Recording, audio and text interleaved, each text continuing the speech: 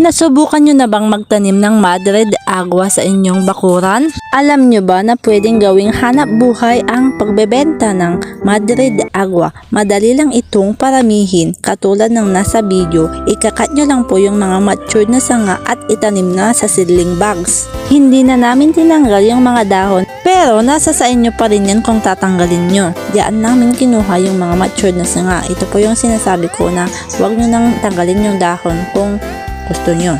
Pagkatapos ng ilang buwan ay hito na sila. May mga mamamatay at meron ding mabubuhay. Kailangan din nila ng kaunting liwanag o sikat ng araw. Hindi dapat palaging nasa lilim lang. Ilagay nyo ang mga halaman sa protektadong lugar o yung may bakod kasi kakainin ng mga manok yan kapag nakita nila. Ito yung sinasabi kong pwedeng pagkakitaan ang mga halaman na yan o maabot sila ng 3 talampakan kapag ibinebenta namin. Yung iba yumuyuko na.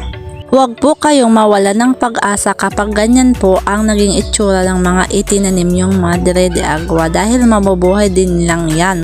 Huwag lang masyadong galaw-galawin yung mismong tangkay dahil maiistorbo po yung paglabas ng ugat. Kapag gumanda na po yan at lumaki ay maibebenta nyo po ang halaman na yan ng 20 pesos hanggang 40 pesos isang puno.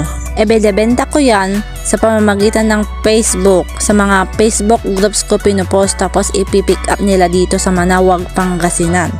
Kaya kung may mga puno kayong ganito sa inyong lugar ay magsimula na kayong magtanim. Magtanim lang kayo ng magtanim kasi may mga naghahanap ng halaman na ganyan.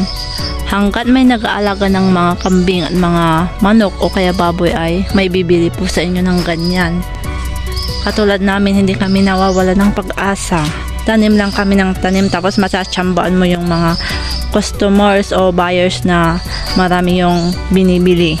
Maraming salamat po mga ka-Jam Stories. Don't forget to subscribe and happy farming po. Magtanim na po kayo ng Madre de Agua.